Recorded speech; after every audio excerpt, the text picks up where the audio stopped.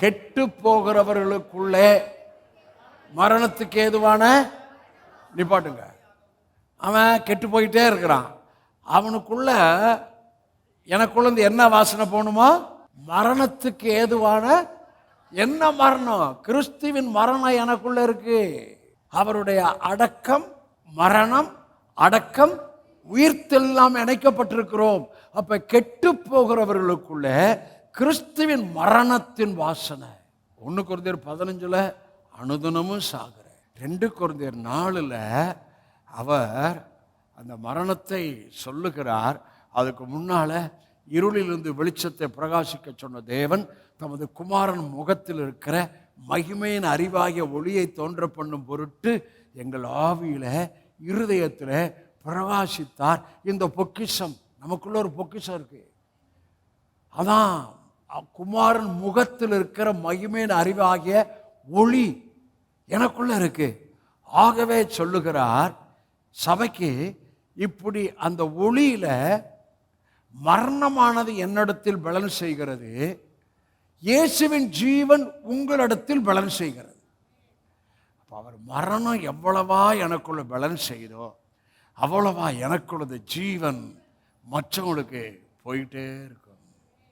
கிறிஸ்துவின் வாழ்வும் கிறிஸ்துவின் உயர்வும் கிறிஸ்துவின் தன்மைகளும் போய்கொண்டே இருக்கும். அந்த வார்த்தையை மறுபடியும் வாசிங்க.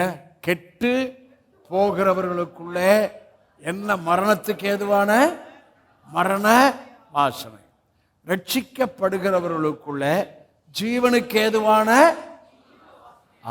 அப்ப நம்மெல்லாம் ரட்சிக்கப்பட்டோம், ரட்சிக்கப்படுகிறோம்.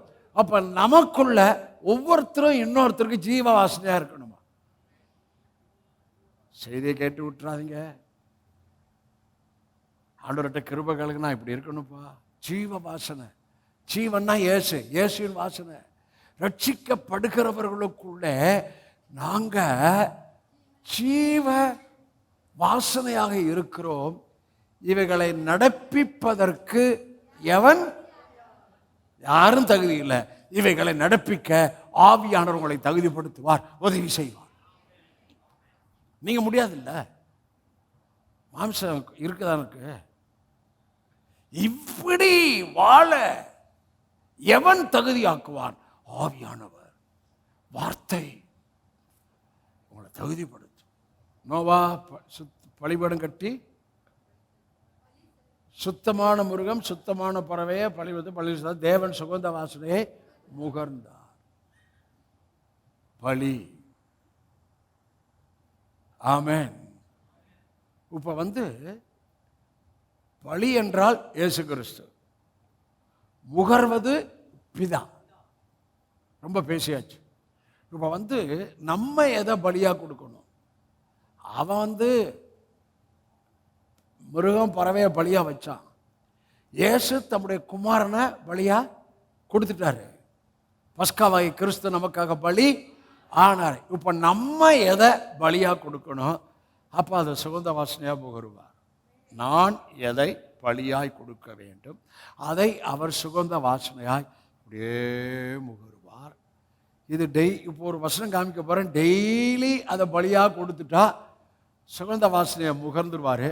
அன்னைக்கு முழுவதும் அந்த முகர்ந்ததனுடைய பலன் நீங்க சரீரத்தில் பார்ப்போம்.